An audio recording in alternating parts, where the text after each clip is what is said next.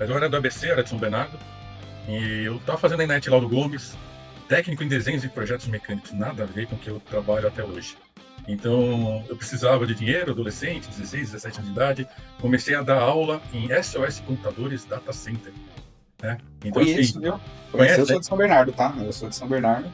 Cresci nessa época aí, Microcamp, SOS Computadores, né? A Ed Lauro Gomes era o sonho de Lauro todo Gomes, mundo, né? E ô, exato. Nazara, hoje DBA, provavelmente, muitos nem sabem o que é PCT Free, PCT User, Não, né? não sabe, não sabe.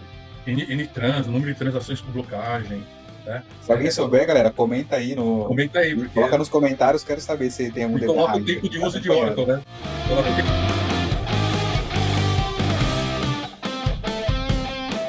Numa das minhas passagens em empresas aí, eu ganhei de inimigo secreto, amigo secreto, assim, uma paquetinha que ficava atrás da minha baia como DVA. Cuidado, cão bravo. Né? Então, assim, É o eu era padrão, né? o DVA, sim, lembro que a paquetinha assim. Não sei o que você quer, mas é não. Now the world don't move to the beat of just one drum. E de tudo isso, Koda, dessas suas experiências como técnico, como instrutor, como gestor, qual delas você acha mais difícil, mais desafiador e qual que é mais fácil? Olha, a mais fácil hoje.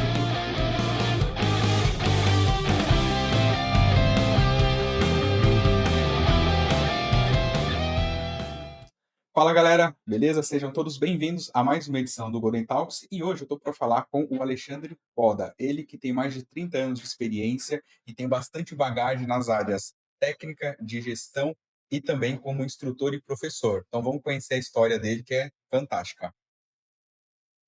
Fala Poda, tudo bem? Nelson, bem você. Beleza, tudo ótimo. Obrigado por ter aceito o convite e vir aqui bater esse papo com a gente no Golden Talks. E já avisando a galera que, ó, esse foi um dos Golden Talks mais difíceis aí que a gente teve, hein? A gente está Foi. ensaiando esse bate-papo há muito tempo, né, Poda? Vai muito tempo. Algumas agendas não deram certo, eu dei uma enroladinha também, então, mas agora deu certo, agora eu tô aqui. Você venceu no final, né? Você conseguiu. Você tentou, mas não teve Tentei jeito, né? fugir, não teve jeito, falei, não tem jeito. Vamos lá. Show, muito bom. E, bom, você tem mais de 30 anos de experiência na área de TI, né? Bastante coisa, bastante bagagem. E queria que a gente começasse para você contar ali do início da sua carreira. Como que foi o seu interesse pela área de TI? O que que aconteceu? Como que você iniciou os primeiros passos aí com tecnologia? Olha, tem um tempinho, né? Mas acho que a maioria que vai assistir aqui não vai lembrar dessa época. Mas eu era do ABC, era de São Bernardo, e eu estava fazendo a Enet Lauro Gomes, técnico em desenhos e projetos mecânicos, nada a ver com o que eu trabalho até hoje. Então, eu precisava de dinheiro, adolescente, 16, 17 anos de idade, comecei a dar aula em SOS Computadores Data Center, né? Então, assim, Conheço, viu? Conheço. Eu conhece, né? sou de São Bernardo, tá? Eu sou de São Bernardo. Cresci nessa época aí, Microcamp, SOS Computadores, né? A Ed Lauro Gomes era o sonho de todo mundo, né? Fazer Exatamente. Então, técnico, assim, muito bom. comecei nessa época como monitor de data center, né? Ajudando os professores nas aulas, tudo. Gostei da brincadeira. Aí chegou lá para os anos 90, de tanto dar aula, tanto brincar em. Ensinava Fox Pro, DBase, Paradox, Clipper Summer 87, faz tempinho já, né? Aí nos anos 90, quando eu estava para completar 18 anos, época de ir para o tiro de guerra em São Bernardo, meu pai falou: olha, tem um dinheirinho, você vai fazer 18 anos, eu vou te dar um presente. Né? Você tem direito a gastar uma graninha aí, ou com um carro, com o que você quiser. E o doido aqui pediu um PC. Né? Então, em 90, eu pedi um É PC. mesmo? É, Caraca, Estava isso naquela aí já época é que eu no mercado. diferenciado, hein? Assim, eu já tinha um TK-90X em casa, já Uhum. brincava com Basic. Então, assim, larguei totalmente a carreira do meu pai, que era a minha carreira também de desenhista, e fui para essa carreira de TI, desenvolvendo em Clipper. Então, precisava de uma maquininha, montei muito sistema de estoque de autopeças, de videolocadora, tudo aquilo que você tem ideia. Então, aí começou toda a minha trajetória em TI a partir daí, né? E terminei lá o colegial, dei um tempo, né? Tentei fazer o ensino superior, mas nessa época estava bombando tanto TI que eu falava, vamos deixar mais para frente. Em 92, mais ou menos em 92, surgiu uma proposta da GIP pedindo assim, olha, você já está trabalhando bem com Clipper, nós estamos montando uma equipe para ser consultores e instrutores Oracle, lá em 92. Se não me falha a memória, em 92 também foi a época lá que foi lançado o Oracle 7. Então, eu entrei no mundo de Oracle em 92, na GIP, passei um tempo fazendo treinamento, os treinamentos dentro da própria Oracle, e aí eu foi um investimento meu, só ia começar a ter uma remuneração a partir do momento que eu entrasse em um projeto ou em uma sala de aula. E eu não gostei de banco de dados nessa época. Eu comecei a mexer com desenvolvimento, que era meu forte. Então eu comecei a brincar um pouco com PLSQL, com SQL. Eu acho que hoje em dia não deve ter mais nenhum sistema no ar. Os antigos Oracle Forms, Oracle Reports, Oracle Graphics, que era, né, a plataforma IDE da Oracle para desenvolvimento de aplicações. Eu curti muito porque eu peguei a fase de ser Character Mode e o Oracle Forms era uma das primeiras ferramentas, né, concorrendo com o Visual Basic na época, de desenvolver aplicações. Então é aí que eu comecei meu trabalho com Oracle, né. Sofri bastante, porque ao mesmo tempo que a Oracle estava lançando um produto novo, pra vocês terem uma ideia, na época, em 92, foi a primeira versão de banco com Two Phases Commit. Então, assim, imagine você não ter um controle transacional tão apurado como a gente tem agora. Então, assim, começou a navegar muito devagar, o Oracle, né, a parte gráfica rodava em plataforma Windows, mas eu só tinha na época como colocar banco de dados Oracle em Unix, né? E se não me falha a memória, tinha também para Tru64, no ambiente Windows NT em Tru64. Não Será que a existe. galera sabe o que Não que é sabe, cara. 64? Duvido, né? Eu já trabalhei, tá? Eu sei que eu já Trabalhou trabalhei, com eu isso? sei acho que foi o único lugar na vida que tinha Tru 64, mas eu confesso que na época nem eu sabia que era Tru 64. Eu descobri nessa empresa, eu fiquei um tempo lá, eu falei, nossa, nunca tinha visto. Já vi Solaris, AIX, né, Linux, em geral, SUSE, mas Tru 64 é algo bem diferente. Assim, o Linux só depois do Oracle 8, né? Antes disso não tinha. Nessa época, como desenvolvedor, em um Windows com Tru64, eu estava numa empresa que mudou de nome, ela foi adquirida, chamada Cheque Cardápio, que hoje é a Sodexo, né? A Cheque Cardápio, na época, a gente recebia, não era um cartão de alimentação e refeição, era o carnezinho com as folhinhas avulsas. Então, a gente desenvolveu todo o controle, tanto de emissão desses tickets de almoço e controle financeiro, contábil, tudo em cima disso. Então, era tudo em Oracle Forms, com o Oracle 7 rodando em Tru 64, era coisa de louco, né? Mas, assim, graças a Raiz mesmo, um... hein? Hã? Faz É tempo, hein? raiz mesmo. É raiz mesmo. Então, assim, imagine você ter que desenvolver várias telas, vários relatórios para fazer intercâmbio de informações com banco, né, com instituição financeira, que é o famoso método KNAB da época, né? Não sei se hoje está mais fácil. Aí eu desisti. Isso lá para 96, 97, eu falei, não chega, não vou para essa parte de desenvolvimento.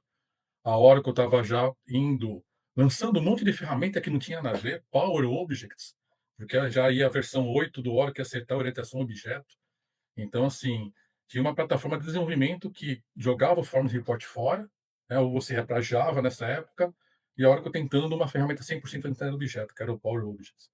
Então, assim, não, falei, vamos parar, vamos estudar e vamos para banco de dados, né, virar DBA raiz, né? Foi aí que eu comecei a colocar a mão na massa mesmo, lá para 96, 97, quando estava saindo o Oracle Zero, né? Primeira Oracle Release 1 lá.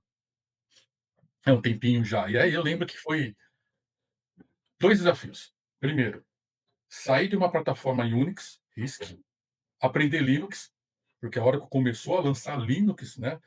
Produto para Linux nessa época. Eu lembro, a gente comprava muitos CDs né, eu baixava não era nem internet, né, era rede de escada, eu baixava os Linux, era Red Hat mesmo, antes da Red Hat virar-se Enterprise, antes de lançar Fedora. Então, nessa época, ou a gente trabalhava com Red Hat, já tinha o SUSE também nessa época, e uns loucos tipo eu, né, e outros amigos aí trabalhavam com Slapper, com Debian, essas versões mais raízes que você tinha que trabalhar, mas não era a Oracle, era mais para instalar Linux mesmo. Compilar Então, código assim, na mão ali para instalar tudo. compilar kernel para fazer funcionar, não tinha interface gráfica direito. Então, tinha que aprender Oracle, né, e, ao mesmo tempo, aprender Linux. Eram 2 desafios. Né? Sem contar algumas empresas que, nessa época, ainda tinham um pouco de rede Novell, e onde a gente instalava o Oracle em cima da rede Novell. Então, a gente instalava a Novell, instalava o Windows for Workgroups. Nossa, minha mente está funcionando aí. Windows for Workgroups, para depois instalar um Oracle por cima, para isso funcionar, para ter acesso numa rede corporativa. Então, assim, foi uma aventura interessante nessa época. Aprender, sair do modelo um pouco tradicional, aprender Linux, aprender orientação a objeto, porque ele já começava a falar, né, que ele não era mais um RDBMS, era um ORDBMS na época, né, era um objeto relacional. Então, assim, e aí devagarzinho você vai entendendo as coisas como funcionavam. Hoje em dia, acho que não tem DBA que faça isso. Controlar brocagem de data file. Vou criar um bloquinho de 4K, mas quanto que você vai colocar de PCT free, PCT use no bloquinho? E o storage era caro, né? Então, assim, acho que nessa época não tinha lançado ainda data file extensível, que você podia mexer, diminuir o tamanho, aumentar o tamanho. Então, era um baita de um trabalho você mexer com essa parte de data file. Então, eram planilhas e planilhas. Vou criar uma tabela. Cara, era cálculo de data type, porque se eu usar data type char e não vai char 2, e ao contrário, e assim vai. Então, assim, eram controles inteiros. DBA era o cara mais chato que tinha na empresa nessa época. Falava muito legal isso aí. Com certeza. E trazendo um pouco dessa experiência para os dias de hoje, cara, hoje DBA, provavelmente, muitos nem sabem o que é PCT Free, PCT Used, né? Não sabe. Ntrans, número de transações por blocagem, né? Se alguém souber, galera, comenta aí Comenta aí, porque... Coloca nos comentários, quero saber se tem algum E DBA coloca o raiz tempo aqui de tá uso de acompanhando. Oracle, né? Coloca o tempo de uso Também. de Oracle. Eu vou descobrir os dinossauros que trabalhavam comigo nessa época aí, né? Então, assim, Exato. até assim, nas versões 8, 8i, isso já estava chegando perto dos anos 2000, eu já estava indo para o mundão, né? Quando eu falo para o mundão, eu falei, olha, tá muito fácil. Você vai trabalhar dentro do cliente, é um ambiente quase que unificado, o mesmo sistema operacional, o mesmo padrãozinho de máquina. Você trabalha muito com isso, né? Falei, cara, eu queria algo mais desafiador, né? Então, o que é esse desafiador? Vamos mexer com paralelismo. Não tinha ainda, nessa época do 8, 8i, o Oracle Hack. Era o Oracle Parallel Server, né? Então, Funcionava assim, bem esse negócio? funcionava bem sim. Na primeira versão do Oracle Hack, só era um Parallel Server renomeado, né? Então, assim, tinha seus problemas de file system distribuído, né? Porque você tinha que ter múltiplas transações, múltiplos nós acessando. Eu não lembro mais qual é o nome do file system, acho que era OCMS, era uma coisa assim. Foi antes do ASM, que você colocava junto com o kernel ali um novo dado. Não vou mexer com hack, porque transações distribuídas, você tem um ambiente de alta disponibilidade, as empresas não falavam muito isso, não pensavam muito nisso. Backup só, mas o backup a gente nunca testava em Restore, descobria lá no Restore que não funcionava, né? Se falava em DataGuard, Essa nada. história do backup aí, então, já é bem das antigas, né? O É pessoal bem das antigas, só né? faz o backup. Se ele vai funcionar depois... Gasta-se horrores com fita, ferramenta, Tivoli. Na minha época tinha também o Symantec para fazer backup, um monte de ferramenta, mas a gente não tinha tempo, não tinha ambiente, era muito caro você ter um ambiente para testar o estoque. Era muito caro. Então, assim, era sorte. Sempre tinha mensagem, backup cumprido com sucesso, da parte do DBA estava feita. Depois foi evoluindo, vamos testar, tem que fazer teste de restore. A entrada do ITSM, né, de ITIL, mais forte, governança corporativa, começou a ser cobrado muito isso, né? Boa. E então você pegou ali a evolução também do Oracle, né? Nesse período aí de 7, 8, 9, 10, até chegar no hack, no RMAN, né? O Eu acho hack que foi esse período 9, aí... 8i já tinha o hack começando com a Parallel Server, mas o lançamento foi na 9 Release 1, que é o 9.0. Isso já estava nos anos 2000, mais ou menos, né? Foi quando surgiu todo esse boom do Oracle Hack. Eu não sei se eu vou enganar, né? Nesse momento, eu acho que foi quando eu conseguia também trabalhar com XML dentro do banco. Nos anos 2000 foi quando começou o auge de você fazer arquiteturas SOA, né? E você fazer muito troca de informações do XML. Se não me falha a memória, foi no auge do banco 9, 9.1 ou 9.2, que foi que surgiu essa integração com o XML. Então foram bons divertimentos, vamos dizer assim. Agora a gente fala de divertimento, na época a gente se descabelava, né? Faz parte. E na época tinha Google, o Poda, para pesquisar, Cara, tinha é isso que eu estava ChatGPT lembrando para te agora. ajudar. Não tinha Google, não tinha ChatGPT para me gerar o comando pronto. Eu tinha um kit de manuais da Oracle que ficava na minha mesa, era aquilo que eu tinha que consultar, com um CDzinho que eu baixava da Oracle, com todos os PDFs dos livros. Boa. Eu peguei mais ou menos essa época aí do 10 ali, e aí eu lembro bastante que os DBAs que eu trabalhava na época me fizeram estudar bastante o Database Concept, o Performance Planning Guide, o Oracle Reference, Today's DBA, O desse esses DBA, meu documentos Deus do aí. céu, é isso aí mesmo. Aí eu ia comprar um monte de livro no Braille, ia na livraria Cultura, né? Comprar livros e mais livros de Oracle 7, Oracle 8, Oracle 9. Hum. Tinha uma livraria pequenininha, acho que na Alameda Santos, aqui em São Paulo, que era Tempo Real, que concorria muito na venda de livro técnico. A gente era sócio, né? Era muito dinheiro gastado com livro, mas valeu a pena. Valeu a pena. Boa. E até esse período, Poda, você estava mais focado na parte técnica ainda, né? Ou você já teve alguma experiência de gestão ou como instrutor? Ou isso Não, veio gestão foi um depois? pouquinho mais para frente. A carreira de treinamento, eu comecei junto com a minha carreira lá em 92, 96. Né? Então, ao mesmo tempo que eu atuava em consultoria, eu estava na GP, na Insoft, dando treinamento. Uhum. Eram os treinamentos oficiais de Oracle. Então, assim, a gente ia para Oracle, passava por uma sabatina lá do pessoal, eles não exigiam certificação nessa época, dava uma aula teste e depois eles começavam a controlar a qualidade das aulas pelas avaliações dos alunos.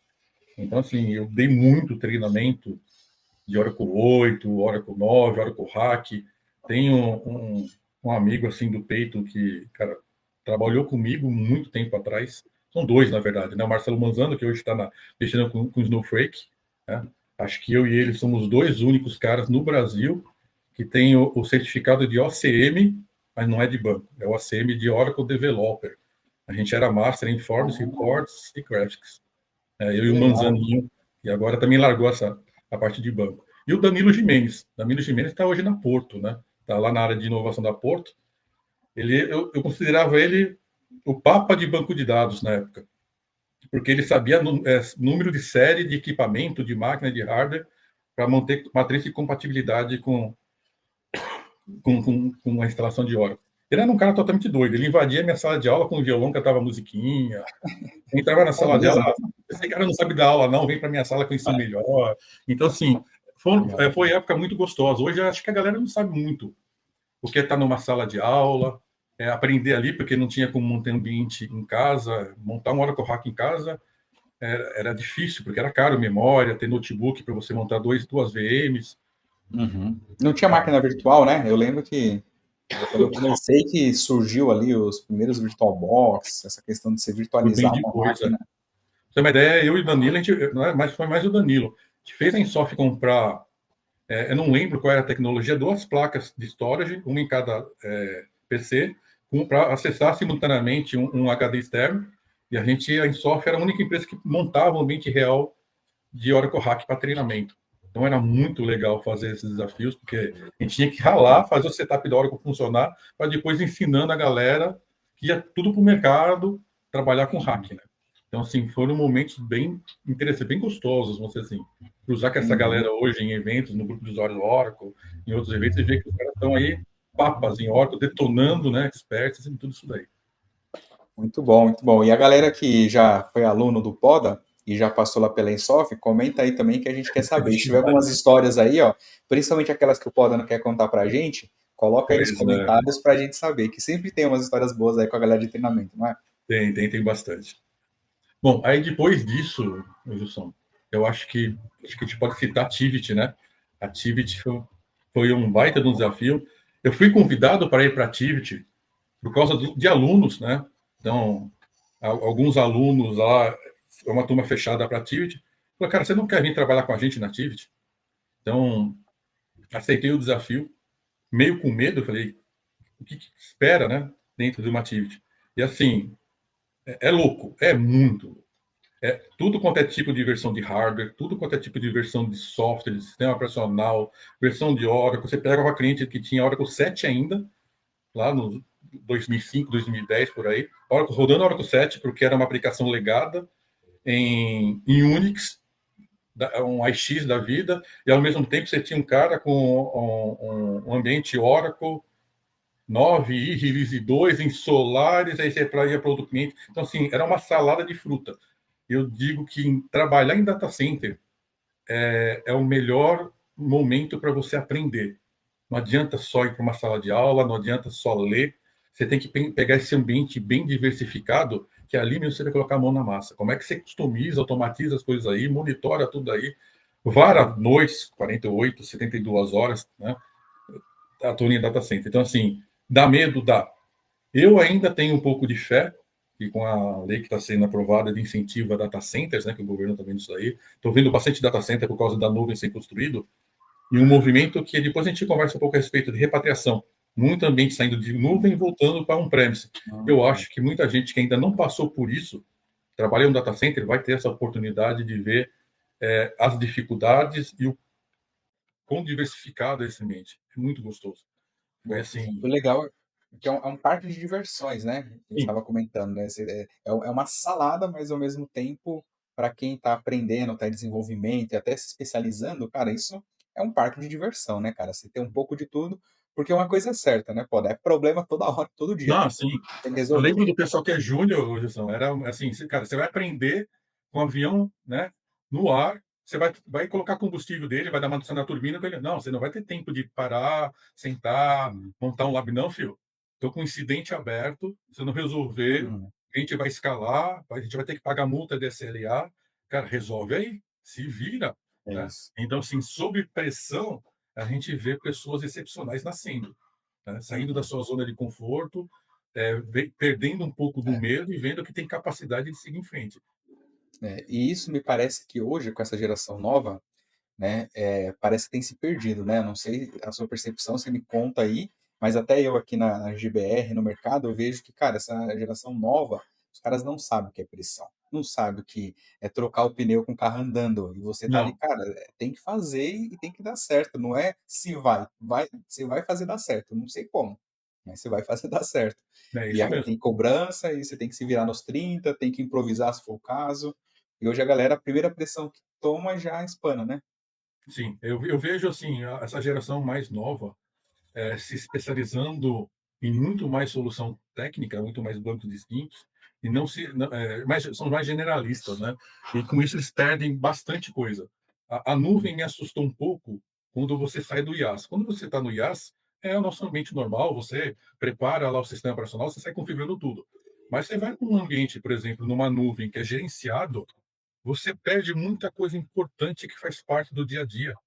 E a galera não vai atrás para entender por que aquilo está acontecendo. Eu tenho que focar em performance, porque uma nuvem me entrega o banco pronto instalado, só tem que jogar os dados lá dentro das estruturas. Vou me preocupar com performance.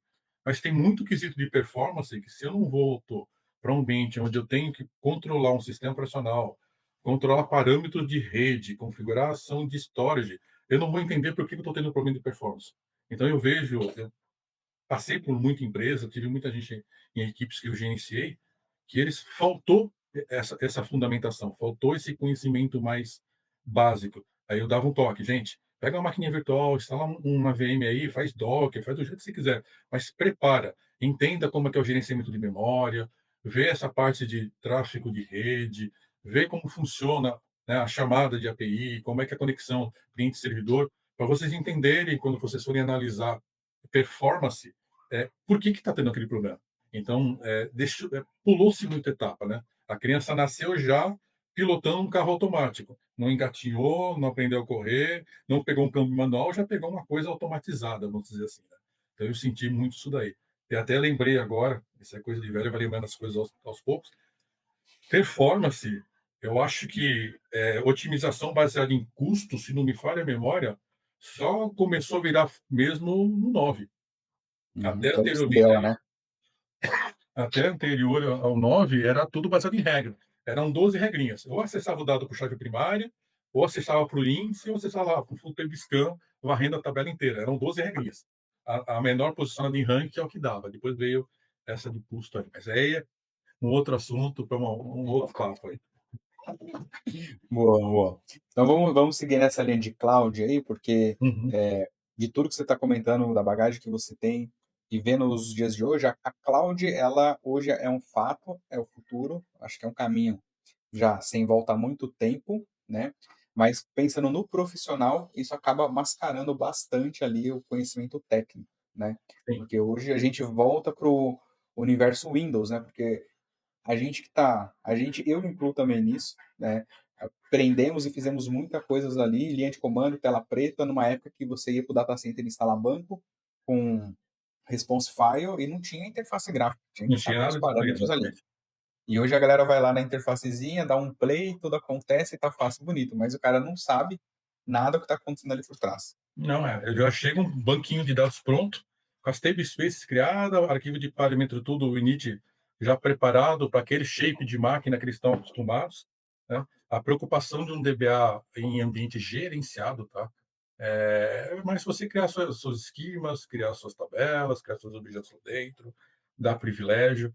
Então, tem essa grande dificuldade, mas também tem outras atividades que eles estão executando hoje que eu apanhei muito tempo para aprender. Hoje eles fazem toda uma infra as a code, eles nem entram mais numa interface, sai clicando, cria um código lá em Terraform, por exemplo, faz deploy de tudo isso pronto, né? Aí depois faz com que o Terraform puxe um Ansible da vida, esse Ansible dentro da plataforma da nuvem já cria tudo para mim, os objetos, os usuários.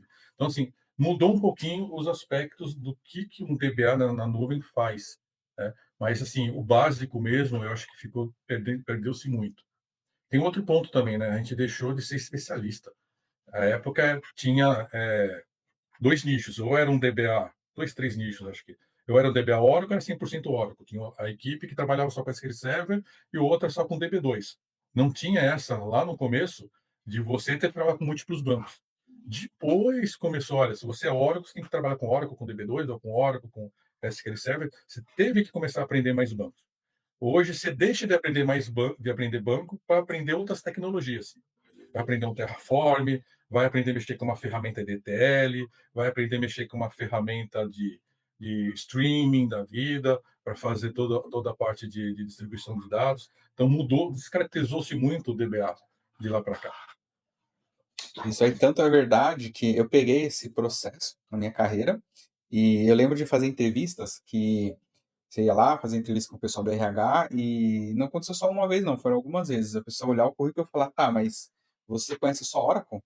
O outro Pois é. menino aqui conhece Oracle, SQL Server, MySQL, sei lá, outros bancos, e você conhece só Oracle? Fala, cara, só Oracle é um universo É um gigantesco, universo, né, cara? não, demais. Porque você não fica só no básico, né, Gilson? Você se Sim. especializou, assim. Eu lembro o quanto você já me ajudou com o Golden Gate, né? Eu me especializei na área em Oracle Hack, tem gente que nem você, Golden Gate, tem gente que era especialista só em particionamento e compressão de dados. Então, assim, a gente Uhum. criou as especialidades, mas era para Oracle. Trabalhava com Sim. Data Guard nessa época, para você com Data Guard criar um ambiente de alta disponibilidade. É, cara, assim, a gente ficava dentro do nosso mundinho, do nosso quadrado, não mexia nos outros para não ter influência e para não ter comparação também, né? E assim, o meu sonho nessa época era trabalhar só com Oracle, né? Eu era sangue vermelho, ainda sou sangue vermelho, mas é o sangue vermelho que eu falo. O meu sonho era ser Oracle para sempre, né? Até trabalhar na Oracle, que foi uma baita de uma experiência também, né? Depois Uhum. da Activity, eu não lembro a ordem, já faz muito tempo. Se da Activity eu fui para Porto para depois ir para Oracle. Eu acho que eu fui para Porto primeiro. Ó, eu tenho uma Lembro de colinha aqui, hein? Eu tenho Mas você uma tem colinha. no meu currículo, é isso, né? Tenho. Na colinha tá Você dizendo que me você. falha a memória. Na colinha tá dizendo que você foi para Activity, depois para Porto e depois para o Seguro e depois para Oracle. Para Oracle. Então, para Porto, né? Cara, por que Porto, né? Saindo do data center, cansado, varava 72, 48 horas. A minha primeira filha, que hoje faz 18 anos agora em setembro, tinha acabado de nascer. Minha esposa, com ela, acabou de chegar em casa, ela tinha acho que um mês de idade, e eu varando noite no data center. Falei assim, gente, deixa eu dar uma desacelerada, vamos procurar outra coisa, e surgiu o projeto da Porto.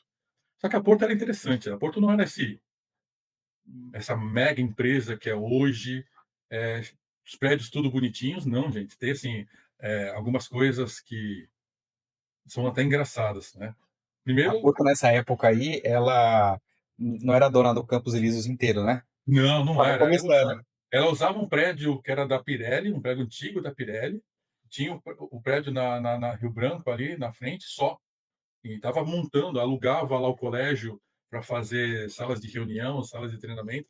Então, eu entrei na Porto na época que ela estava para ser comprada pelo Itaú. Então, esse processo de fusão da Porto com o Itaú Uhum. era para ter sido o Bradesco, não sei se alguém sabe dessa história, mas assim, eu conheci o dono da Porto, peguei o finalzinho que ele trazia da fazenda dele frutas para os funcionários, suco para os funcionários, e eu lembro do pessoal contando que o Bradesco estava com uma proposta de aquisição da Porto, só não assinaram porque o dono da Porto perguntou: olha, o que vocês vão fazer com o nome da empresa, né? Isso tem muito valor para mim. Não, a partir do momento que você assinou, eu vou derrubar tudo que é palavra Porto e vou levantar, né, o nome Bradesco, Bradesco Seguros. Na hora, o tiozão lá pegou, rasgou todo o contrato, falou: não, vou procurar alguém que valorize o que eu construí na minha carreira até aqui. É aí que eles fecharam a fusão com o Itaú. Então, aí você começa a ver uma mudança de empresa, né? O data center da Porto, nessa época, ficava dentro do prédio, de um andarzinho lá na Torre da Rio Branco, o data center. Era tão assim precário comparado com o que é hoje, que se chovia, quase não chovia em São Paulo nessa época, né? Chovia, a energia acabava. E o data center, a Porto, ficava inoperante nessa época. Eu sei que você trabalhou, passou por lá, né, Gilson? Mas acho que você não pegou essa fase. Sim. Não, eu fui trabalhar lá já era meados de 2014, Já estava o isso data aí. center pronto. Então eu via que o Sim. data center seria construído. Eu andava por ele lá, né, no meio da obra para ver como é que ficar. E depois, assim, a gente começou a construir ele, montar as máquinas, ver toda a parte de acabamento. Era o data center onde é hoje, e mais um de secundário, um pouquinho mais perto do terminal da luz, se não me falha a memória ali, né?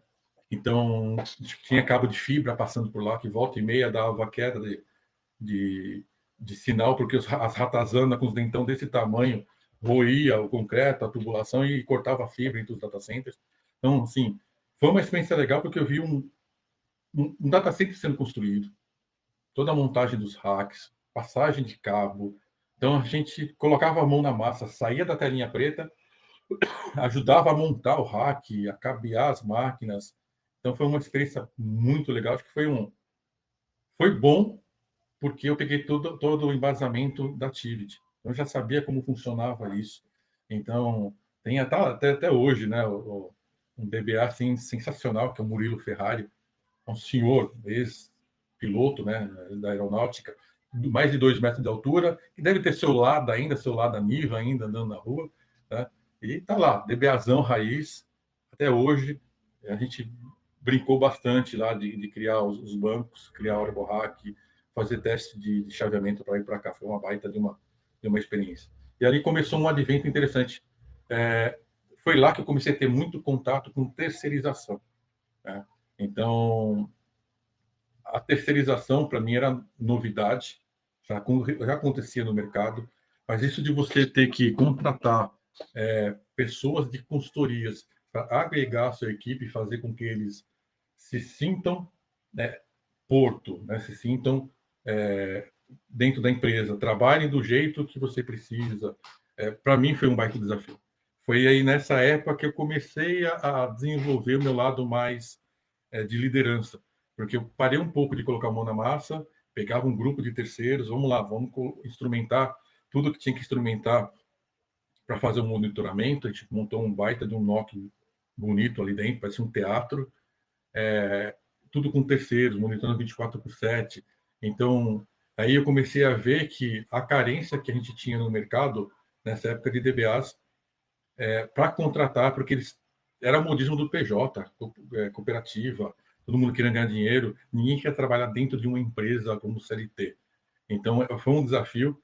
Eu tinha que trazer a cultura da empresa para esses terceiros, né? Fazer com que eles tinham um sentimento de pertencimento e, principalmente, controlar a performance.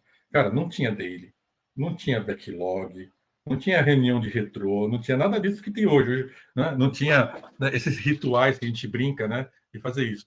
Galera, todo mundo para uma reunião, quadro, flipchart, project, vamos criar um cronograma aqui de migração do banco A, da versão X para a versão Y. E aí, o que a gente vai fazer? Saia de lá, umas planilhas violentas, e assim, era muito engraçado. A gente não errava no tempo. Quanto tempo demorava para dar shutdown? Quanto tempo demorava para mexer nos arquivos, na localização, na máquina, quanto tempo para inicializar a máquina, quanto tempo para... Assim, a margem de erro da gente era 5 minutos, 10 minutos. Então, a gente tinha que, na gerência de mudança, ter um controle assim fenomenal, assim, preciso, para o cliente não ficar sem o sistema, sem o acesso. Eu quero o corretor, né? Um guincho não tem informação do segurado, esse tipo de coisa. E hoje também, né, puxando daquele que a gente está falando sobre nuvem, eu não vejo muito essa precisão. Ah, o que você vai fazer? Ah, eu vou tirar o banco do ar, pedir lá para a nuvem me atualizar a máquina, ou me atualizar, daí em 10, 15 minutos eu acho que ele volta, aí vocês fazem o teste e eu aviso vocês. Então eu não vejo muito um planejamento detalhado, bem crítico, com testes, né, com pré-requisitos, quais são as áreas envolvidas, qual que é o plano de ação, plano de rollback, se até que alguma coisa acontecer, paro, continuo ou volto, né? Então, assim, é lógico, grandes corporações têm isso ainda um pouco hoje, mas acho que 90% das empresas que precisam de uma agilidade se perdeu um pouquinho de planejamento. Eu vi fazendo essa analogia aí. Aí da Porto, foi que eu comecei devagarzinho. Eles não tinham comprado ainda, né? Mas eu estava com o pé na porta, ainda não mantinha meu pé na Insoft. Começou o nosso amigo Exadata. Cara do céu, Oracle 12, Exadata, Exalogic. Foi uma revolução, né? Isso aí Foi. foi uma revolução da Oracle. Não foi difícil para quem sabe Oracle Hack, né, Gilson? Porque Oracle, nessa época, era o quê? Puramente servidores dentro daquele hack, né, com a parte de rede de storage, tinha suas nuances diferentes, mas o que você montava dentro de um Exadata eram N Oracle hacks, né? Então, um conceito com algumas coisas diferentes tinham. Boa. Mas, assim, Quando eu falo revolução, também é nesse sentido mesmo, de, por um lado, tinha uns que não gostavam de você ficar preso a um único fornecedor, mas quem sabia e quem já viveu ter ali um banco Oracle com servidor HPUX, storage Hitachi MC, né? E quando dava um problema, ninguém assumia nada, né, ainda mais com hack, né? Eu já tive vários casos com node eviction. Ah, o nó tá rebutando, né? Ah, é o quê? É o banco? Não, a mensagem que tá falando que o banco tá rebutando. Ah, mas é porque o SO não tá respondendo. Não, mas é porque o storage não tá com I/O ok. E aí, no final das contas, o problema era de todo mundo e de ninguém ao mesmo tempo, né? e o E aí, DBA quando nessa veio o época hack, acabou com isso, né? O hack meio que agora ó, tá tudo dentro da mesma tá tudo caixa. ali, né?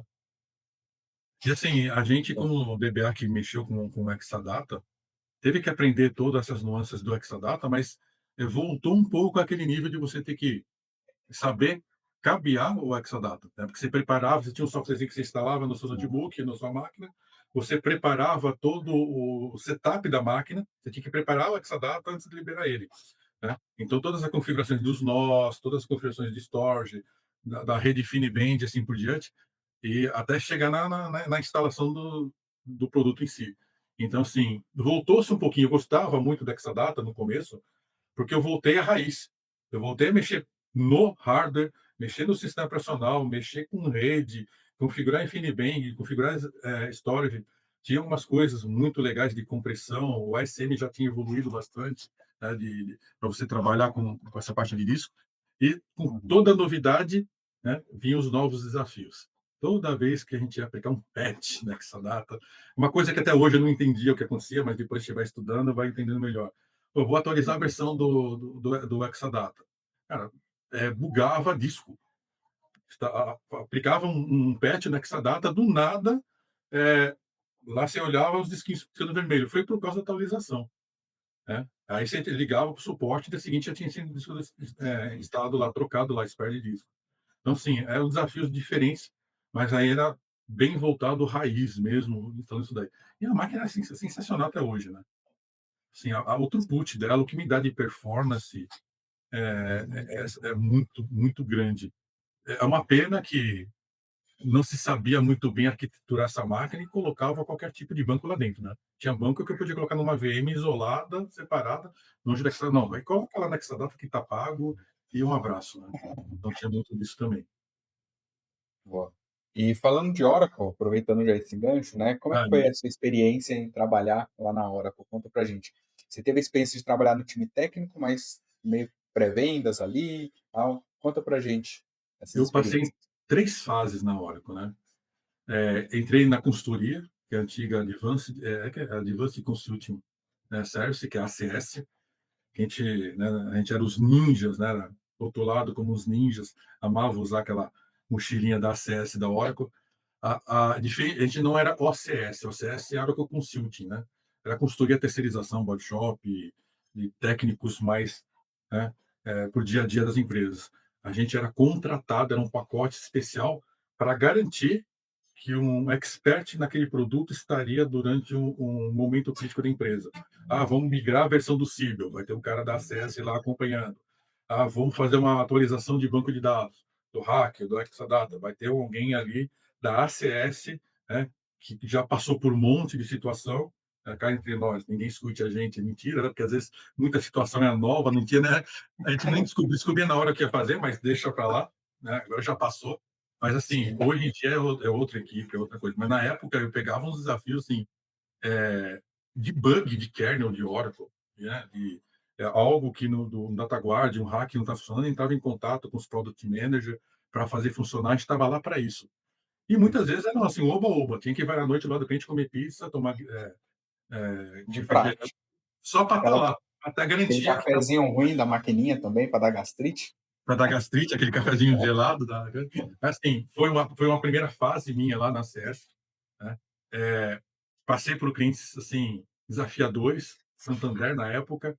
Né? Até o Santander já estava com a Exadata, eles estavam construindo um data center em Campinas, perto da Unicamp ali. Então, teve todo um processo, um projeto de migração desses Exadatas.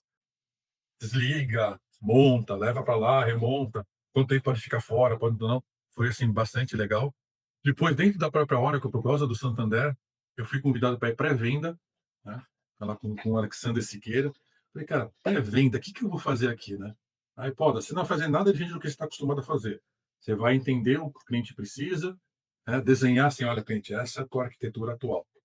Para você chegar numa arquitetura mais robusta, mais moderna, te dá o máximo de disponibilidade, esse é o novo desenho. E está aqui um roadmap para você chegar, né, no Exist até chegar no To Be. Então, foi bem legal, porque eu tinha acesso a versões novas, releases novas, features novas, antes que o mercado conhecesse isso. Né? E comecei a atuar como um Trusted Advisor. Então, pegar a confiança do cliente, olha, meu amigo, isso aqui que você está usando, se você migrar para uma máquina assim, assim, assim, você vai ter mais performance. Se você trocar de versão de banco, você vai poder usar determinada feature que você não tem na versão anterior, vai te trazer uma determinada, um determinado recurso que vai te ajudar muito nessa aplicação do desenvolvimento. Então, era isso o dia a dia no pré-venda, entender os desafios do cliente, conversar muito com o C-Level também, para mostrar para ele, sair um pouco do tecnês, esquece um pouco do tecnês, vamos trabalhar aqui com uma planilha de ROI. Quanto você vai ter de ganho financeiro, ganho operacional, se você sair dessa arquitetura atual e ir para uma arquitetura nova. Né? Então, foi um momento bastante legal. Teve algum desafio, sempre tem, né? Tem o outro lado da moeda, que eu tinha que agradar o cliente, a gente olha, eu tinha que respeitar, tinha que entender a dor dele e, ao mesmo tempo, garantir, né, meta da equipe comercial da empresa. Então, muitas vezes, tinha essa negociação que a gente tinha que ver, olha, você não pode chegar para esse nível, vamos tentar colocar isso, né? Vamos colocar, agora na época tinha lá o Zero Data Loss, que era uma ferramenta, um appliance novo da Oracle para funcionar como alta disponibilidade do Exadata, vamos sair do Exalogic, vamos migrar para uma outra arquitetura, ou não. Começou-se a área comercial a ver um movimento lá dos Estados Unidos que tinha total aderência aqui no Brasil. Então, assim, já na minha pré-venda, a gente começava a tirar alguns ambientes on-premise e já desenhar uma arquitetura para a primeira onda do OCI. Então, eu tive o prazer de conhecer e trabalhar com essa primeira versão do OCI. E aí foi bom? Foi uma experiência boa? Olha, eu só fui descobrir, enquanto em pré-venda tudo é lindo, né? Você desenha, o cliente vai, assina a compra e segue o jogo, próximo cliente, né? Eu fui descobrir se era bom, se não era bom, depois que eu mudei a chave para pós-venda. Por causa de tanta comercialização de OCI, a Oracle criou uma equipe de CSMs, pós-venda, né? O Customer Success. Uhum. E a gente ia fazer com que o cliente que ganhou os créditos ou que comprou os créditos de OCI começasse realmente a se registrar na nuvem, a disponibilizar os recursos, os serviços lá. E aí que a gente começa a ter, né, algo que hoje, essa galerinha nova de nuvem, a gente não sabe o que é isso. Imagina você chegar dentro de um cliente grande e gastou um dinheiro Milhões. razoável, alguns milhões, para montar a arquitetura dele, todo o ambiente dele em nuvem. Você começa a fazer o deploy na nuvem lá, pop-up na tela. Não tem recurso disponível no data center. Então, assim, vendeu-se tanto, né, Caraca. que não tinha capacidade de entrega, né? Não tinha isso que nem a gente tem hoje, muda de data center, muda de AZ, né? Não muda de região, não. Tinha uma limitação. Então, assim, foi um pouco de sofrimento você ser apunhalado, né? Tomar bastante bronca de cliente que gastou horrores, e ao mesmo tempo você tinha que fazer todo o intercâmbio com a área de produtos de nuvem lá nos Estados Unidos. Então era direto, 24 horas você mandando e-mail, cobrando por que não foi liberado ainda o recurso, ou convertir esse atraso em créditos para o cliente. Foi assim, era a primeira versão, né? Quem estava ainda nessa fase, só tinha a AWS, se não me engano, nessa época. Não tinha ainda Uhum. saído da Azure, Google nem pensar, né? Então, assim, era a Amazon e a Oracle começando a engatear nesse momento. Então, assim, foi desafiador, viu, Gilson? Porque tomar bordoada de cliente, porque a tua empresa não tem o recurso disponível que ele comprou, né? Que É tá pago, né? Tá pago tá já. pago. E, assim, como é que você vai fazer o Open Cross-Selling? Como é que você vai renovar serviço? A partir do momento que a Uhum. gente entra em ambiente de nuvem, é assim, se o cara não quiser, ele desliga lá, muda de nuvem, né, repopula tudo que ele precisa repopular, diferente do que a gente tem no on-premise. E a preocupação para um ambiente de nuvem é essa. A hora que eu tenho que garantir a qualidade dos seus serviços, entregar o que prometeu para que o cliente, no mínimo, renove aquilo que ele tem ou cresça. Né? Então, assim, foi um momento Sim. bem desafiador aí. Cansei, viu? Nessa época, cansei de tudo, cansei de ser técnico, brincadeira. Não cansei, não. Sou técnico até hoje. É, boa.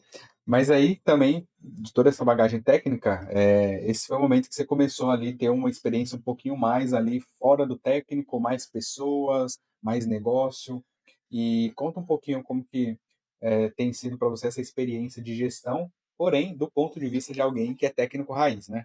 É, assim, o lado técnico a gente nunca larga, né, até hoje eu vou tirando certificações, vou fazendo, mas assim, chega uma hora que você, na carreira Y, ou continua como especialista, ou vai para a área de gestão e ainda com a parte técnica. Eu decidi arriscar ir para a área de liderança pelo fato de eu estar lidando bem em tratar com os clientes, colocar atividades em equipes multidisciplinares, e ter um bom relacionamento com todos. Eu falei, olha, acho que vale a pena, em vez de eu seguir a carreira Y, continuar como técnico, começar a puxar a área de liderança. Então, uma coordenação, hoje no mercado, como você coloca um coordenador, ou tem empresas que colocam você como líder técnico, um tech lead de uma tribo, de um squad, você continua sendo técnico. Você vai 70% do seu tempo colocando a mão na massa. Dizem que 30% fica para a parte de recursos humanos, né, dos profissionais, fazer um one-on-one, feedback, toda a parte administrativa que você tem. Mas, assim, você ganha mais um papel, que eu acho que toda a minha base, desde lá atrás, da década de 90, me ajudou. Além de você, como gestor, virar uma referência para a sua equipe, você é responsável por promover a evolução de carreira deles. E eu, como sempre fui professor, eu entendia que eu tenho que preparar o pessoal que é da minha equipe para conseguir jogar na empresa, e eu tinha que acompanhar como estava o mercado para ensiná-los, olha, a empresa, nós hoje estamos nesse momento, mas nada impede de vocês aprenderem isso, isso, isso, porque um dia vocês não vão mais estar aqui. Então eu, como líder, tenho que prepará-los para conseguir atuar no mercado também. Então, assim, eu comecei a diversificar muito. Comecei para NoSQL, comecei a mexer com MongoDB, Cassandra, Redis, essa linha NoSQL, outros, né, sabores de banco de dados, MySQL, Postgre, Formix, né, e por aí vai, DB2, para justamente entender a particularidade e até criar as curvas de aprendizado, os caminhos, né, que cada um da equipe tinha, porque eu tenho um instinto de que o profissional ele não tem que ser tratado como um número, né? Ele é uma pessoa, ele é um ser humano. Então, eu sempre tive o cuidado de, primeiro, saber como ele estava pessoalmente. Problema em casa, problema com a família, como é que ele estava se sentindo, né? O que, que ele queria para a carreira dele. Então, assim, eu sempre gostei muito disso. Então, quando me tornei um coordenador, um líder técnico, coordenador, eu fui começar a melhorar, deixei um pouco o lado técnico mais profundo de lado e fui me especializar um pouco mais no ser humano, né? Gostei muito. Eu acho que até online fica mais fácil, até assim, as pessoas que já trabalharam comigo, tenho até alguns perdões, algumas desculpas para pedir, que na época não tinha, né, tato. DBA sempre foi uma pessoa obra, né? A gente entende que trabalhar com um ser humano, a gente tem que ter empatia, tem que ter, né, um bom relacionamento. Às vezes, cada um está numa fase, a gente tem que entender bastante isso. E assim, eu gostei Mas muito dessa. deve ser o profissional Oi, mais dócil que tem. DBA não. Cara, numa das minhas passagens em empresas aí, eu ganhei de inimigo secreto, ou amigo secreto, assim, uma paquetinha que ficava atrás da minha baia como DBA. Cuidado, cão bravo. Cara, né? Então, assim, eu, É o eu era padrão, né? o DBA, sim, lembro que a paquetinha assim, não sei o que você quer, mas é não. Né? Então, assim, Boa. a liderança me aflorou muito isso, o senso do ser humano. E aí eu virei um Uhum. gestor paizão, né? Então, eu vou pegando aí a experiência de coordenador, você continua com bastante bagagem técnica, varando a noite com a galera, né? Pô, vai dormir, que deixa aqui que eu tomo conta, eu continuo daqui para frente. Então, você trabalhar com um trainee, júnior, estagiário, pleno, você vai aprendendo o que cobrar de cada um, o que esperar de cada um, é muito legal isso daí, e sem te levar técnica. Aí você vai subindo essa cadeia, né? Vai indo para gerência. Hoje em dia, graças a Deus, muitas empresas pedem gerente com quesito técnico, mas se você desce só até a página 2, você não dá mais para se especializar. Né? Então, assim, eu parei de acompanhar muito, vejo as novidades, né? Mas não coloco mais tanto a mão na massa como eu gostaria de colocar, apesar que eu monto meu ambiente virtual aqui em casa, dou uma fuçada e acabou. Mas, assim, a gestão é bem interessante, porque você começa a entender alguns assuntos mais estratégicos, táticos, né, da operações da empresa, e o que ele vai impactar na sua equipe e como que você engaja a tua equipe sim disso. Versus, né, toda a parte técnica. Então, quando a empresa pede, olha, a gente vai sair de um Oracle, vai para um banco free, numa nuvem, Postgre, numa MySQL, uma MariaDB, por exemplo, tem um quesito financeiro, mas eu tenho que ter o Uhum. tato de não matar os meus profissionais. Se eu falar que, galera, vocês vão parar de mexer com isso e vamos para tudo que é free, a galera surta. Então você tem que trazer com todo o carinho do mundo, olha, é por causa disso, eu sei que vocês não conhecem, eu já estou vendo treinamento para vocês. O mercado hoje está se posicionando desta forma também, então é uma tendência de sobrevivência para nós também. Então, com o advento da nuvem, muito DBA falou assim, acabou minha profissão. Eu lembro que Uhum. quando começou a nuvem, eu tentava acalmar a minha equipe, um dos bullets que a gente apresentava na nuvem é redução de técnicos na empresa. A gente reduzia a quantidade de pessoas dentro da empresa porque a nuvem resolvia tudo para a gente. E a galera entrou em pânico. Como assim não vai ter mais TDA? Eu falei, gente, calma, você não vai mais instalar. Vai vir instalado. Olha, a parte chata vai estar sendo feita pela nuvem. Você não vai precisar mais ficar fazendo upgrade, aplicando patch. A nuvem faz para gente. Vou fazer o quê? Você vai se especializar em dados, você vai se especializar em performance. Então, a maioria dos gestores tem que ter hoje esse tato de trazer sempre o lado bom. É o que sempre procurei quando eu comecei a entender o papel de um líder em uma equipe. Então Boa. é uma fase muito gostosa, né? Sim, com certeza, muitos desafios aí. E de tudo isso, Poda, dessas suas experiências como técnico, como instrutor, como gestor, qual delas você acha mais difícil, mais desafiador e qual que é mais fácil?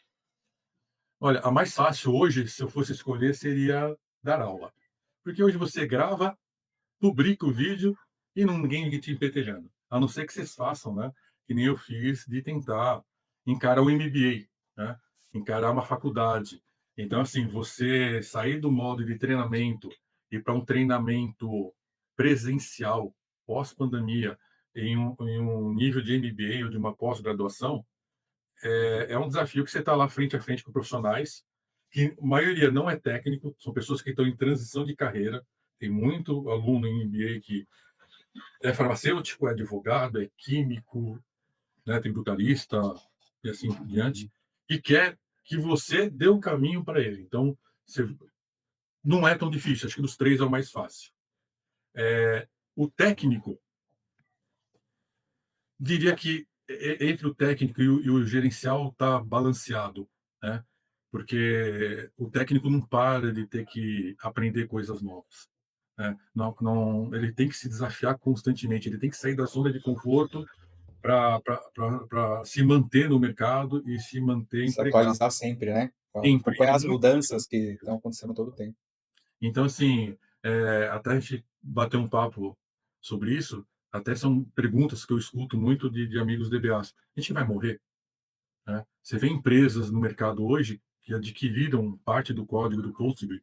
A Snowflake fez isso, a Databricks fez isso, e eles estão com uma promessa de que não ter mais o seu banco tradicional, o seu banco relacional em ambiente on-premise, e você dentro de um data lake, dentro de um delta lake, já ter lá o seu ambiente onde as transações já caem direto lá, você já está num ambiente unificado, não tem que fazer toda a parte de ETL, gestão de dados, porque está tudo lá dentro. Então, existe uma tendência futura de mercado onde a gente vê uma nova onda que ameaça, entre aspas, morte dos bancos de dados. Eu acho que não vai acabar acontecendo, porque só se fala em Postgre, tem outras tecnologias aí. Tem muita coisa parruda, que é core de empresas ainda rodando nos bancos que a gente conhece, né? Um outro ambiente que vai contra isso, um outro movimento que vai contra isso, é que hoje tem a repatriação. Eu acompanhei bastante isso, já participei de algumas empresas como gestor, vendo esse movimento de repatriação, que vai-se para a nuvem, viu que não é aquela flor, naquele mundo cor-de-rosa, opa, isso aqui que é o core, que eu tenho que ter total domínio de tudo, vai voltar para o meu ambiente on-premise. Então, muita coisa crítica, a nuvem nasceu para isso, né? O que não é core, o que você precisa de um throughput maior, que você tem controle maior, tem que ser 100% controlado pelo cliente, tem que ficar on-premise, e sistemas mais satélites, sistemas menos, né, importantes, que pode ficar um tempo um pouco mais fora do ar, se mantém em nuvem. Só que a maioria dos gestores, né, foi tudo para nuvem. Vamos virar 100% cloud, não tem mais data center. Então, eu reforço que DBA não vai morrer por causa disso. Vai ter uma repatriação, um movimento de internalização para os seus próprios data centers, on-premise. Então, assim, é que nem COBOL, que nem mainframe, todo mundo fala que não vai acabar nunca, né? Já me falaram até, né, que não esquece, mainframe vai morrer. Quando eu estudei Cassandra, né, que é o DataStax, cara, é assim, a venda de Cassandra se baseava em você reduzir mipagem de mainframe. Né? Dá até para pegar o case que é público do Itaú. Toda a parte do app do Itaú, não sei se mudaram, mas na época, era um caçanda por trás, porque ele é query driven. Né? Ele não é data driven. Então você montava as tabelas no Cassandra baseado na consulta. Então você tirava o consumo do mainframe e jogava para o Cassandra, sentava o ponto performance violenta. Mas você não vai montar o mainframe. Então, sim, sempre vai aparecer alguma empresa, algum inovador, algum empreendedor falando, não, lancei, né, o supra-sumo que vai acabar com tudo. Então, assim, eu não acredito quando se fala que alguma área, algum profissional vai morrer. Eu acredito que essas pessoas precisam se especializar para se garantir. Não dá para só me garantir como DBA hoje. Não, não dá. Muito DBA hoje virou engenheiro de dados. E continua mexendo com Ah, dados, né? Continua sabendo dos bancos relacionais, bancos na nuvem, on-premise, mas já está colocando a mãozinha em um data lake, um delta lake, já sabe o que é um data mesh.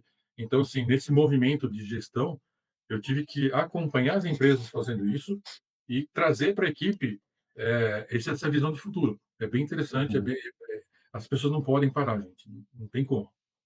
Boa, bom, então eu estou mais feliz agora, né, depois desse explicação que o DBA não vai morrer. Então, você que é Por DBA enquanto, aí eu que acho que morreu, não.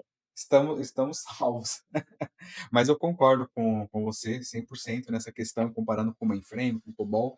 O que pode acontecer e tem acontecido é mudar um pouco o escopo de trabalho, mas aquele Sim, perfil que acho que tem até hoje ainda forte, que o DBA, aquele trabalho só o DBA que faz, porque ele tem essa visão mais 360, né, do dado, realmente eu não também acho que não vai morrer, nem tão Não cedo. vai. Por isso que eu falo, agora vem o lado gerencial, né, Gestão? Por que que eu coloco no mesmo peso de balança do técnico? Você como líder, você tem que conhecer tecnicamente para apoiar essa equipe, também que tem que aumentar o teu leque de conhecimento. Então, nessa minha área de gestão de dados, né, você tem que entrar a parte analítica, tem que entrar IA, não dá para parar, né? Isso vale para mas você como gestor tem que saber isso para ensinar as pessoas. Eu tive que fazer alguns treinamentos extras para entender como o ser humano funciona, conhecer um pouquinho de neurociência, entrar em Management 3.0, que é a parte de facilitação de gestão mais ágil para as pessoas, conhecer um pouquinho de doenças mentais, de problemas, né, distúrbios mentais, porque hoje, pós-Covid, o gestor sabe que todo mundo que teve Covid ou que passou por isso ficou alguma sequela. Hoje, você vê muita gente com depressão, com ansiedade, com burnout, e assim, é um desafio para o gestor balancear a vida pessoal dos seus profissionais, balancear com o que uma empresa, o cliente está pedindo. Então, assim, para mim a dificuldade é tão grande quanto aprender tecnicamente alguma coisa, porque você vai começar a ver gerações diferentes. Eu adoro trabalhar com essa geração nova, essa geração Z, né? Eles são muito desafiantes para o gestor. Muda o jeito deles trabalhar, muda o jeito de você liderar com eles, a forma de entregar, de trabalhar uma meritocracia com eles é diferente. Então tem todo o desafio de você acompanhar é, o que está acontecendo no mundo, o impacto, a geração que estão vindo para você liderar, né? Tem os temperamentos, tem aqueles que são mais inimigos, que você tem um jeito de trabalhar com eles, tem os que são muito controladores. Então, assim, é um outro tipo de desafio. E eu gosto muito disso daí. Eu estou gostando hoje bastante, porque assim, você pega insumos de uma geração nova que não precisa de saltos tão grandes, mas tem que ter saltos meritóricos mais constantes. Então, eu vejo, né, talvez eu esteja enganado, mas muitas pessoas que foram da minha equipe, da geração Z, ficavam extremamente felizes de serem reconhecidos um pouco menos em quantidade, em valor, mas com uma constância maior. Então, assim, muito gestor hoje não é só tapinha nas costas. Eu tenho que dar uma promoção, tem que colocar ele né, num vídeo, num e-mail interno, fazer um endomarketing promovendo ele, além da remuneração também ser mexida. Então, se eu começar a fazer pouquinho e constante, eu mantenho a geração Z bem motivada, né? Diferente da minha geração, que é essa X lá atrás. Estou preocupado em fazer meu trabalho. Se vai vir alguma coisa ou não, isso vai vir lá no futuro. Então, a gente aguentava, hoje eu não aguento mais também, né? Virei um Z também. A gente aguentava mais tempo sem ter um processo de aumento. Então, é um desafio para o gerente, para um gestor, trabalhar com essas expectativas.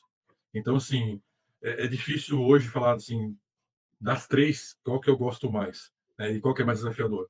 Eu acho que a menos é você dar um treinamento, você tem que se capacitar. Você vai ver pela a venda do seu treinamento se você está dando um bom treinamento ou não, mas é aquilo, não tem muito desafio além disso. Mas você está no front, tecnicamente, ou está na gestão, o desafio é maior. Mas, assim, se eu tiver que escolher entre eles, eu acho que gestão é o mais desafiador. Você lida com o ser humano. Contratar é ótimo. Desligar, assim, é um automático? Não é que vira um automático, Wilson, é mais. Você tem que fazer isso, faz parte do seu job description. Então, quando eu sempre tomo esse cuidado, quando eu vou desligar alguém, a grande maioria já sabia que ia acontecer isso, que eu já estava preparando esse profissional desde o começo para isso. Mas, assim, a maioria não sabe o quanto isso é sofrível, quanto eu sofria na noite anterior, ou semanas anteriores, quando a gente participa de layoff, por exemplo, né? Uhum. Você tem um Tem nó. acontecido bastante, né, o ano do ano passado para cá, É. E esses assim, isso, layoffs. isso mata o líder, cara. Isso mata a gente. A gente fica uma semana, por que não dá para mexer aqui, não dá para tirar uma outra pessoa, não dá para remanejar custo em orçamento de projeto para manter. Você fica isso drena muito a nossa energia. Eu acho que é o mais desafiador hoje. É Concordo isso. com você, concordo. E agora falando um pouquinho do Poda quando ele não está trabalhando, nem nem sendo gestor, nem sendo instrutor. O que que você gosta de fazer aí nas horas vagas, Poda? Quais são os seus hobbies? Bom, Conta aí pra gente. bom, as vagas, qual da idade, né? Tô com 53 para 54 agora, então meio aquele Tá puxão de novo, orelha pô. Tá médico, né? novo, não tá nem cabelo branco quando a gente era mais jovem, falar que tinha 50 anos era quem já estava com cabelo branco, né. Vovôzão já, né. Mas minhas filhas não adianta, né, você fala assim: "Ah, pai, você já tem meio século, você já é velho", né. Então, assim, tô fazendo falar que eu gosto de fazer academia, mentira, mas eu vou umas 4 vezes por semana, eu tenho que manter Bastante até, tá bom. bastante, 4 vezes. mas assim, o que eu gosto de fazer é corrida de rua. Então, assim, 3 vezes por semana, eu intercalo, pelo menos umas 3 vezes na semana eu vou pra rua correr, não adianta me colocar numa esteira, numa bike, no elíptico, não vai rolar. Eu gosto de contato com o universo, com a natureza aí, né, então corro aí pouco, não sou aqueles corredores de longa distância, mas eu procuro correr 5 quilômetros, pelo menos umas 2 vezes, e fazer um longão uma vez a cada 15 dias, de 7 a 10 quilômetros, né. Mas assim, é minha válvula de escape, é onde eu estou sozinho, né, e falo comigo, falo com Deus, tento resolver os problemas, assim é comigo, é o que eu gosto de fazer. Não está dando tempo mais de ficar vendo série, vídeo, essas coisas, porque eu tenho 2 meninas adolescentes, uma para fazer 18, outra para fazer 15, então eu tenho que escutar K-pop, contragosto, assistir dorama com elas, né? Virar um policial. Quem que é o playboyzinho que está aparecendo aqui na porta de casa, né? O gaviãozinho que está vindo aqui, né? É, essa parte deve ser bem difícil. Então, assim, hoje em dia, e eu tô me preparando para o futuro, né? Tô indo para tratamentos terapêuticos, então, assim, eu curto muito reiki, né, reiki é uma terapia onde você faz a imposição das mãos para As mãos, né. as pessoas, né, isso vem lá do Japão, a origem japonesa. Aí eu comecei também a atuar com questões sociais, né, com essa parte mais espiritual, que é mais normal da idade, para quem gosta de estudar o ser humano, tem um negócio chamado antroposofia, né. Depois dos Uhum, 45, você se desliga mais do lado material e se liga mais ao lado espiritual. Então eu estou nessa fase, curtindo bem essa parte espiritual, e aí me ajuda bastante como líder, porque você começa a entender melhor o momento das pessoas. Mas eu uhum, acabo lendo bastante, estudando bastante, eu estou me preparando para ser uma certificação de AWS agora, de engenheiro de dados. Preciso, não sei se eu preciso, mas eu gosto, né. Volta e meia eu vou envolver em evento, vou dar uma palestra em algum lugar para ensinar os garatões da minha idade que não mexem com TI o que, que é IA. Eles estão com um medo violento do que é IA, então eu vou fazer uma palestra em alguns centros, aí, algumas escolas para ensinar eles. Então, é a minha diversão. Minha diversão, acho que hoje em dia, meu hobby principal é ensinar. uhum. Show de bola. E bagagem você tem bastante, viu, Poda? Muito bom sua Eu história. estou quilometrado já, né, Gilson? Você lembra quilometrado? Bem Foi rodado. foi bem aproveitado, bem aproveitado. Bom, a gente está chegando aqui, Poda, no final do nosso bate-papo, ó, você viu, já está 1h15, então Caramba, é? sempre falo quando o papo é bom, passa rapidinho e voou. Foi muito bom, conhecer mais detalhes, assim, da sua história, né, nessa entrevista aí que ela demorou, mas saiu. Demorou, mas saiu. Mas vão vir outras. Eu prometo que vão vir outras. Show. E eu queria te agradecer por ter vindo aqui, ter tirado um pouquinho do seu tempo, né? E como você comentou nessa fase que você está, contudo, né, o tempo que a gente tem é uma das coisas, se não a coisa mais valiosa que nós temos. Então, eu fico muito feliz quando alguém tira um tempinho para vir aqui fazer esse bate-papo, compartilhar conhecimento e experiência. Eu sempre aprendo bastante com todo mundo. Espero que a galera que acompanhou e assistiu até aqui tenha gostado também, aprendido um pouco com toda a sua história. É isso. Muito obrigado. Não, eu que tenho a agradecer. Foi gostoso, foi muito bom recordar toda essa trajetória, assim, a gente vai no automático, vivendo um dia após o outro e não vê tudo que passou lá atrás, o tanto de obstáculo que a gente fala assim: "Nossa, será que eu vou conseguir sobreviver a isso?". Consegue, né. A gente vê depois de que a gente olha para trás que é possível. Então é continuar a luta, né, Gilson? Ter Uhum. um pouco de coragem, um pouco de fé, acreditar em você e saber que você, no dia seguinte, vai estar um solzinho lá, vai estar melhor e você passou por aquele desafio. Ter um pouco de paciência também. Mas isso aí com o tempo. Assim, foi uma delícia, muito gradão mesmo. Realmente eu pequei em não ter falado com você antes. Não imaginava que ia ser tão gostoso assim. Obrigado mesmo de coração. Não, tranquilo. E muito boa essa última dica que você deu aqui no finalzinho, porque Dificuldade, problema, acho que a gente tem a vida toda e em vários momentos da nossa vida, né?